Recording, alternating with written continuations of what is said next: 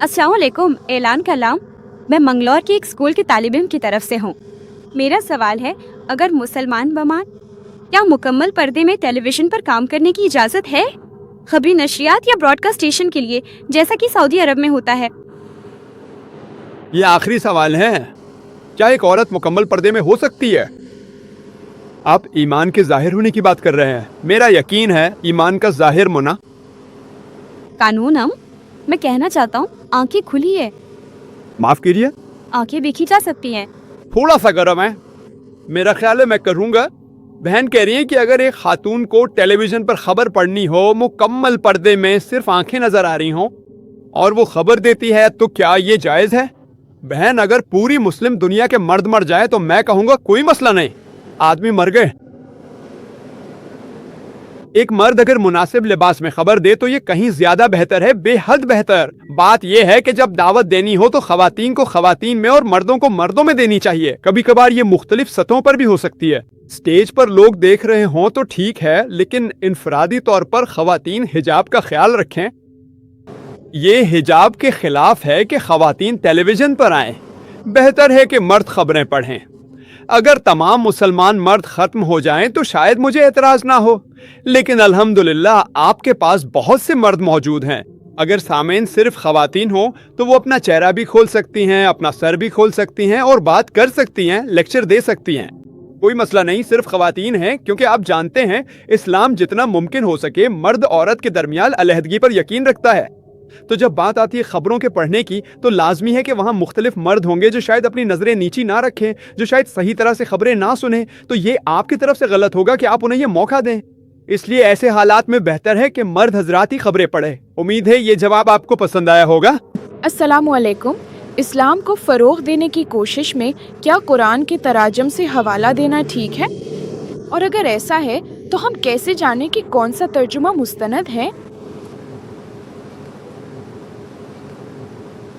बहन ने सवाल किया है कि इस्लाम को फ़रोग़ देते हुए, इस्लाम का पैगाम देते हुए, क्या हम कुरान मजीद के तर्जुमे से हवाला दे सकते हैं? और अगर हमें ऐसा करना हो तो हम कैसे जानें कि कौन सा तर्जुमा मुस्तनद है? बहन, मुख्तलिफ ज़बानों में कई तराजुम दस्तयाब हैं।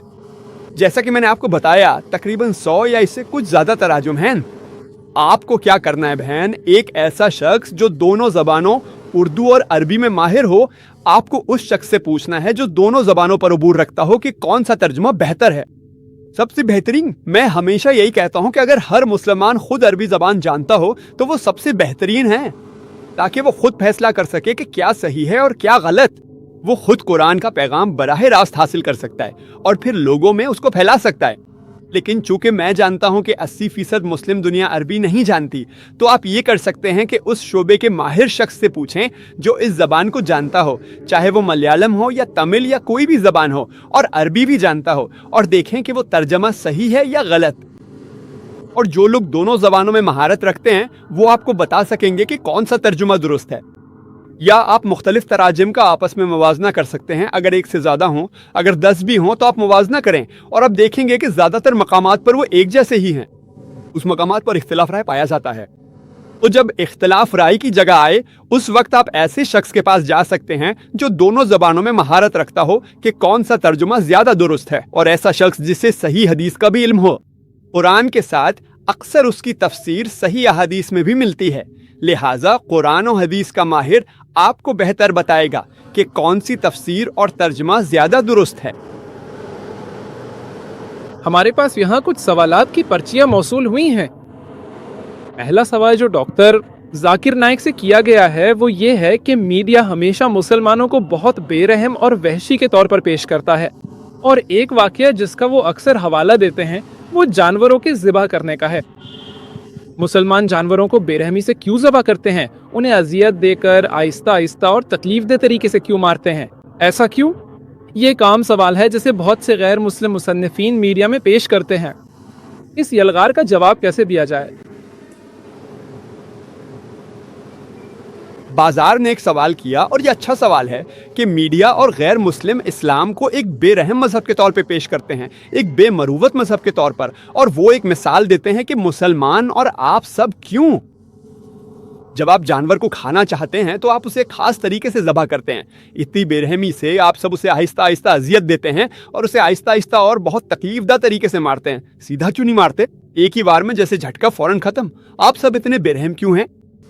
और एक तीसरा बहस चल रही थी एक मुसलमान और एक सिख के दरमियान। आप जानते हैं सिख वो शख्स है जो ज्यादातर पंजाब से आता है। आप जानते हैं उनकी सिख मत के अलावा जो पगड़ी पहनते हैं वो सिख होता है। हमारे यहाँ भारत में तकरीबन 2% सिख हैं। एक बार एक मुसलमान और सिख में बहस हो रही थी। सिख में कहा, तुम मुसलमान बड़े बेरहम हो, तुम जानवर को तकलीफ देकर मारते हो, तुम झटके से जानवर फौरन क्यों नहीं मारते? जानवर को इतनी बेरहमी से क्यों मारते हो? तो हमारे मुसलमान भाई ने जवाब दिया, देखते हैं। तुम सिख सब बुज़दिल लोग हो, तुम पीछे से वार करते हो। हम मुसलमान, हम मर्दों की औलाद है, हम सामने से वार करते हैं। ये अकल की जंग थी।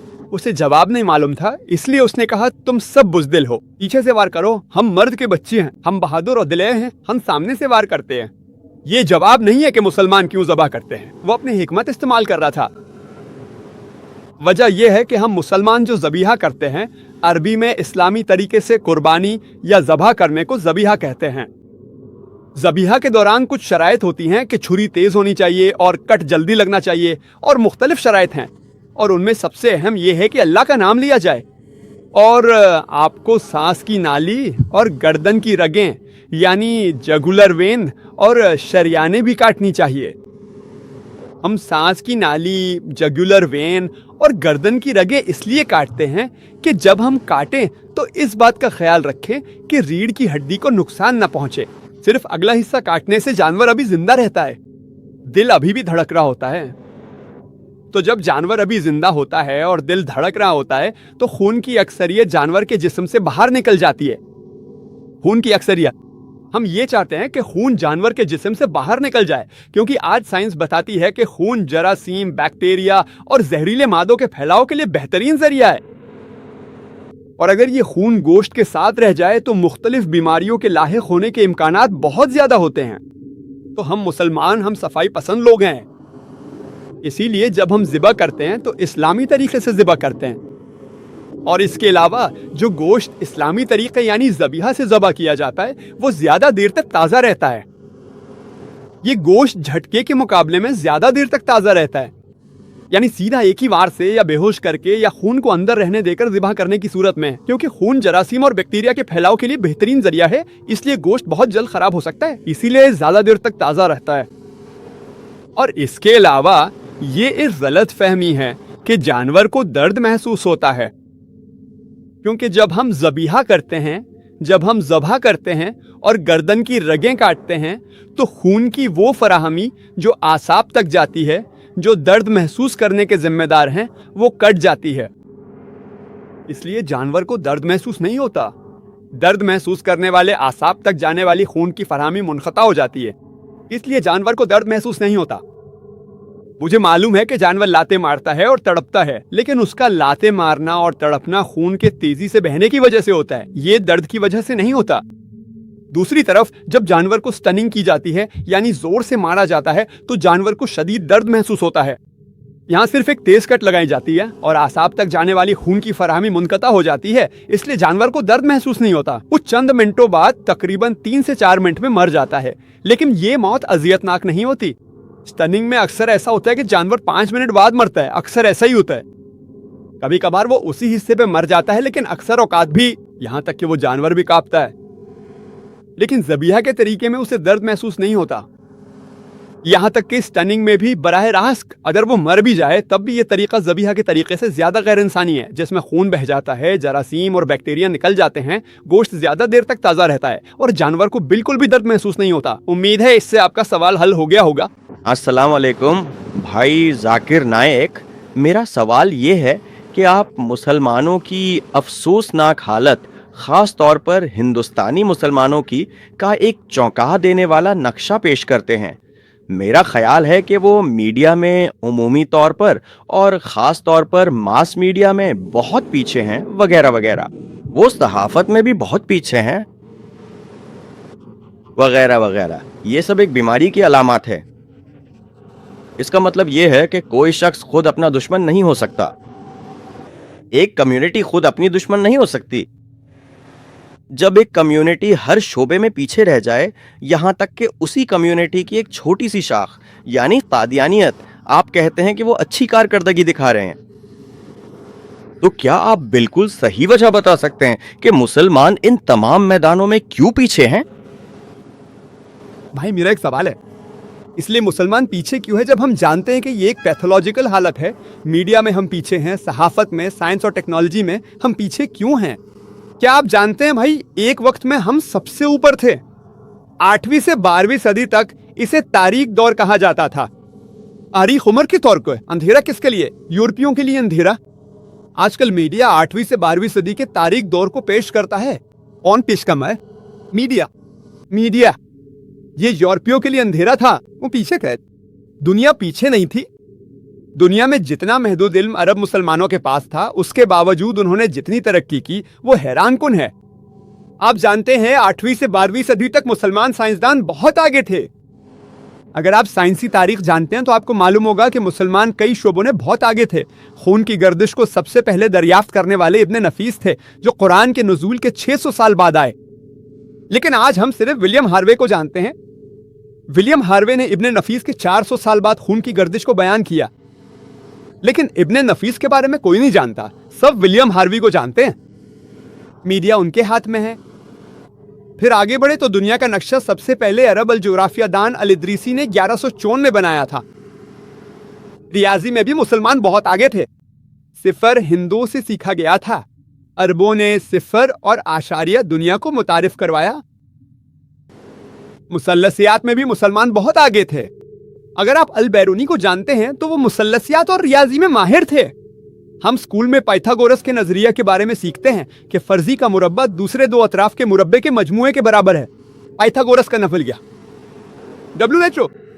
اسے کس نے دریافت کیا؟ ایک مسلمان الاپتوسی، ایک مسلمان اس نے اسے دریافت کیا۔ ہم پائتھاگورس کے نظریے کے بارے میں جانتے ہیں، ہم الاپتوسی کے بارے میں نہیں جانتے۔ ہم قصوروار ہیں، میڈیا ان کے ہاتھ میں ہے۔ اگر آپ الکندی کو جانتے ہیں، وہ طبیعیات اور ریاضی میں ماہر تھے۔ انہوں نے سب سے پہلے کہا کہ تمام قوانین مطلق نہیں ہیں، وہ نسبتی ہیں۔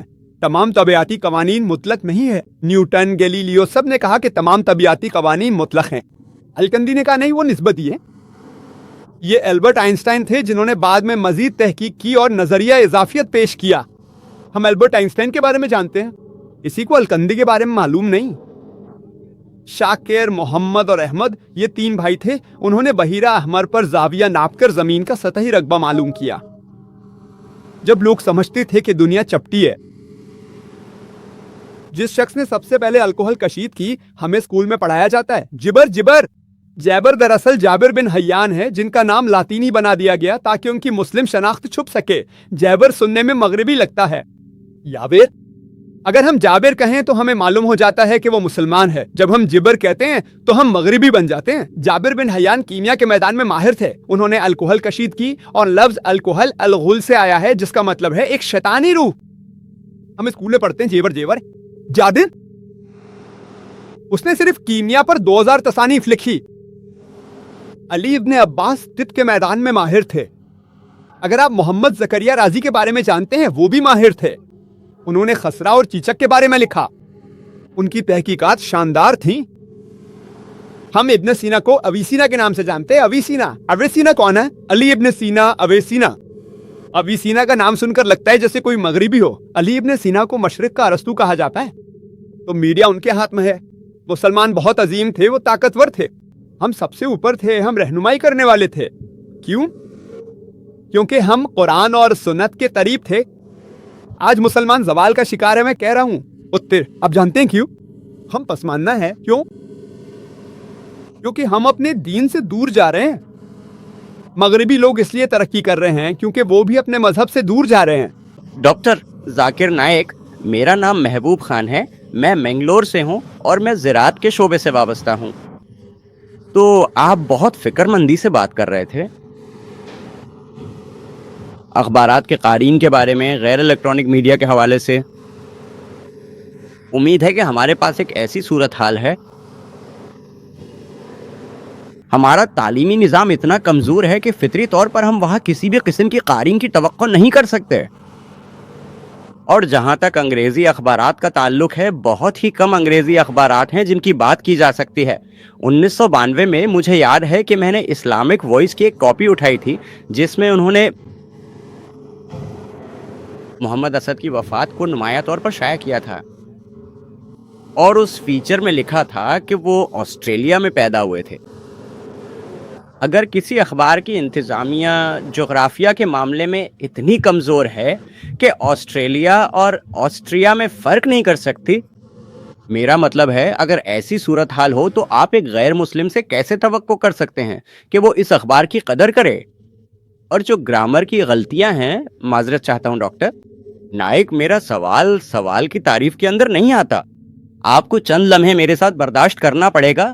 براہ کرم کیا آپ اپنے اصل سوال پر آ سکتے ہیں؟ نہیں، پوری چیز، آج کا پورا لیکچر، میرا مطلب ہے جسے آپ کہتے ہیں اس کی کمی پر مرکوز ہے، جسے ہم ماس کمیونیکیشن کہتے ہیں۔ اور کیا ہم مسلمانوں میں تعلیم نہیں ہے؟ ہاں، میں آپ کا سوال سمجھ گیا ہوں بھائی نے اچھا سوال کیا ہے کہ آج مسلم امت میں ہمارے پاس مناسب تعلیم نہیں ہے اور نہ ہی صحیح تربیت وغیرہ ہے، اسی لیے میرا لیکچر اسی پر مبنی ہے۔ اسی وجہ سے میں یہ گفتگو کر رہا ہوں تاکہ لوگوں کو متاثر کیا جا سکے۔ ہو سکتا ہے یہاں کچھ فلاحی حضرات موجود ہوں یا کیسٹ دیکھیں جو اچھی تعلیم کا آغاز کریں، اور میں نے بچوں کے لیے اسلام پر ایک لیکچر دیا ہے جس میں دکھایا کہ اسکول کیسے شروع کیے جائیں۔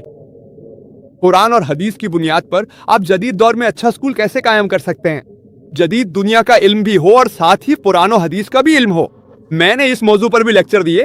بھائی نے کہا کہ انہوں نے اسلامی آواز محمد اسد کو پڑھا ہے، وہ آسٹریا میں پیدا ہوئے تھے، یہ میں جانتا ہوں، لیکن غلطی سے انہوں نے آسٹریلیا لکھ دیا۔ وہ اس میں کیا فرق کر سکتے ہیں؟ آسٹریلیا اور آسٹریلیا میں صرف ایل کا اضافہ ہے، بس یہی فرق ہے۔ او بھائی، کیا آپ جانتے ہیں ٹائمز آف انڈیا کو بھارت کا سب سے بہترین اخبار سمجھا جاتا ہے؟ ٹھیک ہے، ٹائمز آف انڈیا، بھائی آپ جانتے ہیں یا نہیں؟ انگریزی میں ٹائمز آف انڈیا کو بہترین میں سے ایک سمجھا جاتا ہے، صحیح یا غلط؟ میں اس کی تعریف کرتا ہوں۔ کیا آپ جانتے ہیں مجھے پہلے صفحے پہ کم از کم 20 غلطیاں نظر آتی ہیں؟ میں آپ کو بتاتا ہوں، کم از کم 20 غلطیاں، کم از کم 20 غلطیاں۔ غلطی کا پتہ لگانے کے لیے انسان کی تربیت ہونی چاہیے، میں جانتا ہوں۔ حتیٰ کہ ٹائمز آف انڈیا میں بھی صرف پہلے صفحے پر ہی کم از کم آپ کو یا تو سپیسنگ کی غلطی ملے گی، یا کوما کی غلطی، یا گرامر کی غلطی، اور ٹائمز آف انڈیا میں بہترین لوگ ہیں۔ ہفتہ وار اور ماہانہ اخبار میں آپ کو کم غلطیاں ملتی ہیں، میں جانتا ہوں۔ اس کا یہ مطلب نہیں کہ میں اسلامک وائس کی حمایت کر رہا ہوں، میں حمایت نہیں کر رہا۔ جو میں آپ کو بتا رہا ہوں، الحمدللہ جو بھی اس کے پاس محدود وسائل ہیں، کم از کم وہ کچھ کر رہا ہے۔ آپ کو کہنا چاہیے میں ایک اخبار شروع کروں گا انشاءاللہ، اس میں کوئی غلطی نہیں ہوگی۔ ہم مسلمانوں کی عادت ہے دوسروں پر انگلیاں اٹھانا، وہ یہ نہیں کر رہا۔ بھائی میں آپ پر الزام نہیں لگا رہا، میں صرف مسلمانوں کا نقطہ نظر بیان کر رہا ہوں۔ میں یہ نہیں کہہ رہا کہ آپ الزام لگا رہے ہیں۔ ہمیں کیا کرنا چاہیے؟ ہمیں کہنا چاہیے ٹھیک ہے میں اسلامک وائس سے بہتر اخبار شروع کروں گا، الحمدللہ، کوئی مسئلہ نہیں۔ لیکن اگر آپ نہیں کر سکتے تو کم از کم اس اخبار کی حمایت کریں۔ ہمیں ایک دوسرے کی ٹانگ نہیں کھینچنی چاہیے۔ جو ہم کر رہے ہیں، مسلمان زیادہ وقت ضائع کر رہے ہیں۔ اگر مجھے ایک اخبار چاہیے تو آپ کو چاہیے کہ اس اخبار کی حمایت کریں، اور پھر ہم ایک نیا اخبار بنائیں گے۔ ہم IRF میں ہم دوسری دعوتی تنظیموں کی حمایت کرتے ہیں۔ ہم یہ نہیں کہتے کہ او یہ دعوت اسلامی غلط ہے، میں اسے نیچے گرا دوں گا، یہ سلفی تنظیم غلط ہے۔ ہر ایک کی دعوت کے کام میں حمایت کریں، کیونکہ وہ اللہ سبحانہ و تعالیٰ کی رضا کے لیے کر رہے ہیں۔ تمام تنظیموں کی حمایت کریں، جو بھی آ رہی ہیں ان کی حمایت کریں، اور آپ بھی کریں۔ ٹانگیں نہ کھینچیں، صرف غیر جانبدار رہیں، یہی کافی ہے۔ لیکن مسلمان تنظیمیں ایک دوسرے کی ٹانگ کھینچ رہی ہیں۔ یہ تنظیم میں اس کی ٹانگ کھینچنا چاہتا ہوں تاکہ لوگ سمجھے کہ میں سب سے بہتر ہوں۔ آپ کب سب سے بہتر ہو ہیل؟ جب آپ سب کی حمایت کریں گے تو اللہ آپ کی مدد کرے گا۔ اللہ کی مدد ہی سب سے بہتر ہے، اور میں متفق ہوں کہ آج ہمیں بنیادی تعلیم کی اشد ضرورت ہے۔ آج ہمارے پاس کتنے ادارے ہیں جنہیں ہم تعلیم کے میدان میں بہترین کہہ سکتے ہیں۔ اگر مجھے اپنے بیٹے کو بھیجنا ہو جو اب تقریباً 4 سال کا ہے، تو مجھے شک ہے کہ میں اسے کسی مسلم اسکول میں بھیجوں گا یا نہیں۔ ہمارے پاس بمبئی میں مسلم سکولز ہیں، لیکن تعلیم کا معیار انتہائی خراب ہے۔ مجھے یہ کہتے ہوئے افسوس ہو رہا ہے، مجھے افسوس ہے کہ میں یہ کہہ رہا ہوں، میں ان لوگوں کو جانتا ہوں، وہ ادارے میں اچھے لوگ ہو سکتے ہیں، لیکن اگر آپ ان کا موازنہ مشنری سکولوں سے کریں تو ان کی تعلیم کا معیار کہیں زیادہ ہے۔ ہم کیا کریں؟ اگر آپ سکول میں اسلامی ماحول نہیں دے سکتے تو انہیں مسلم سکول بھیجیں، لیکن اگر آپ گھر پر پر اعتماد ہوں اور بچہ مشنری سکول میں دعوت دے سکے تو وہاں داخلہ دلانے میں حرج نہیں، ورنہ مت ڈالیں، انہیں مشنری سکول میں مت ڈالیں۔ پورا اعتماد ہوں کہ آپ کافی اسلامی علم دے سکتے ہیں۔ والدین خود اسلام نہیں جانتے، وہ اپنے بچوں کو کیا سکھائیں گے؟ اگر آپ اتنے پر اعتماد ہیں کہ آپ اپنے بچے کو اسلام کے بارے میں اچھی تربیت دے سکتے ہیں اور وہ اسکول میں دعوت بھی دے سکتا ہے تو مجھے کوئی اعتراض نہیں اگر وہ مشنری اسکول جائے، ورنہ اسے مسلم اسکول میں نہ ہے۔ چاہے مسلم اسکول کا معیار کم ہو، کم از کم ایمان تو محفوظ رہے گا، ورنہ وہ ڈاکٹر بن کر اسلام سے بہت دور چلا جائے گا، وہ کیا استعمال کرے گا؟ تو بھائی اب ہمیں ایسی اداروں کی ضرورت ہے جو تعلیم میں بہترین ہوں، جدید تعلیم کے ساتھ ساتھ دین بھی اکٹھے سکھائیں۔ بدقسمتی سے ہمارے ہاں ایک تقسیم ہے، دینی مدارس الگ قرآن پڑھاتے ہیں اور جو جدید تعلیم دیتے ہیں وہ الگ ہیں۔ قرآن بھی تو جدید ہے، ہمیں دونوں کے درمیان بہترین توازن کی ضرورت ہے، دونوں کو ایک ساتھ پائیں۔ دنیا میں بہت کم ایسے ادارے ہیں جو دونوں کو ایک ساتھ پڑھاتے ہیں، اسلامی اقدار، قرآن، حدیث، شریعت اور وہ تعلیم جو ہم سائنس اور ٹیکنالوجی وغیرہ میں حاصل کرتے ہیں۔ اگر ہمارے پاس یہ سب ہو اور پھر اگر ہم اپنے لوگوں کو اس میدان میں بھی بہترین بنا دیں، انشاءاللہ یہ مسئلہ نہیں رہے گا۔ اور ہمیں اپنے لوگوں کو یہ بھی سکھانا ہے کہ پروف ریڈنگ کیسے کی جاتی ہے، غلطی نکالنے کی تکنیک کیا ہے۔ صحافت میں غلطی نکالنا ایک فن ہے، اس شعبے میں جتنا تجربہ ہوگا اتنا ہی بہتر پیپر تیار ہوگا۔ امید ہے آپ کو جواب مل گیا ہوگا۔ السلام علیکم ورحمۃ اللہ وبرکاتہ۔ جی خوش آمدید دوستو، امید کرتا ہوں ویڈیو آپ نے پوری دیکھی ہوگی اور آپ کو پسند بھی آئی ہوگی۔ بھائیو دوستو، اس دنیا میں ایسے بہت سارے پیشے ہیں جو کہ عورت جو ہے نا وہ کر سکتی ہے، لیکن عورت کے لیے ضروری کیا ہے؟ وہ ہے پردہ، کیونکہ عورت ایک نازک صفت والی ہوتی ہے۔ اسی طرح اللہ تعالیٰ قرآن میں فرماتے ہیں وَقُلْ لِلْمُؤْمِنَاتِ يَغْضُضْنَ مِنْ أَبْصَارِهِنَّ وَيَحْفَظْنَ فُرُوجَهُنَّ وَلَا يُبْدِينَ زِينَتَهُنَّ إِلَّا مَا ظَهَرَ مِنْهَا وَلْيَضْرِبْنَ بِخُمُرِهِنَّ عَلَى جُيُوبِهِنَّ، اور اسی طرح دوسری جگہ ارشاد ہے وَلَا يُبْدِينَ زِينَتَهُنَّ إِلَّا لِبُعُولَتِهِنَّ أَوْ آبَائِهِنَّ، یعنی سورۃ النور کی جو آیات ہے اس میں اللہ تعالیٰ نے تفصیلاً بیان کر دی ہے کہ عورت کس کے سامنے اپنا زینت پیش کر سکتی ہے اور کس کے سامنے اپنا زینت نہیں پیش کر سکتی۔ تو عورت کے لیے جو ہے نا پردہ وہ نہایت ہی ضروری ہے۔ اسی طرح سورۃ النور میں اللہ تعالیٰ فرماتے ہیں وَقُلْ لِلْمُؤْمِنَاتِ يَغْضُضْنَ مِنْ أَبْصَارِهِنَّ وَيَحْفَظْنَ فُرُوجَهُنَّ وَلَا يُبْدِينَ زِينَتَهُنَّ، عورت کو چاہیے کہ اپنی نظریں نیچے کرے اور اپنے شرمگاہوں کی حفاظت کرے، اور اسی طرح اپنا زینت کسی دوسرے کو نہ دکھائے مگر اپنے شوہر کو۔ تو عورت کو اللہ تعالیٰ نے جو مقام دیا ہے وہ بالکل ایسا مقام اس کو دیا ہے کہ عورت کے لیے جو ہے نا پردہ ضروری ہے۔ اسی طرح اسلام سے پہلے عورت کی تذلیل بہت زیادہ ہوتی تھی، عورت جو لڑکی جب پیدا ہو جاتی تو اس کو زندہ دفن کر دیا جاتا، اسی طرح عورت کے کوئی حقوق مقرر نہ تھی، اور اسی طرح عورت کو جو ہے نا بکریوں کی طرح کاٹ دیا جاتا، تو کہ بالکل ایک جہالت والی بات تھی۔ لیکن جب اسلام آیا تو اسلام نے عورت کے لیے حقوق مقرر کیے، اور جب وہ حقوق مقرر ہوئے تو اس حقوق کا فائدہ یہ ہوا کہ عورت کو اسلام نے عزت دی، بہن کی شکل میں، بیٹی کی شکل میں، بیوی کی شکل میں، ایک ماں کی شکل میں، اور اسی طرح اسلام نے باقاعدہ اس کے لیے مہر مقرر کیا۔ اگر کوئی کسی عورت سے نکاح کرنا چاہتا ہو تو اس کا جو نکاح ہوگا وہ مہر کے عوض ہوگا، بغیر مہر کے نکاح جو ہے نا وہ نہیں ہے۔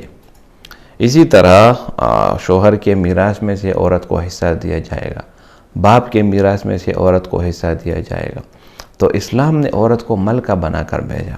یہ ویڈیو آپ نے دیکھا، جو سوال ہوا کہ کیا عورت مکمل پردے میں رہ کر صحافت کر سکتی ہے، تو جہاں پر مردوں کا رجحان زیادہ ہوتا ہے، مرد بھی ہوتے ہیں، تو وہاں پر عورت اگر زیادہ بھی پردہ کر لے پھر بھی شیطان جو ہے نا ان کے دلوں میں وسوسے ڈالتا ہے، اور یہ چیزیں جو ہے نا یہ معاشرے کو خراب کر دیتی ہے۔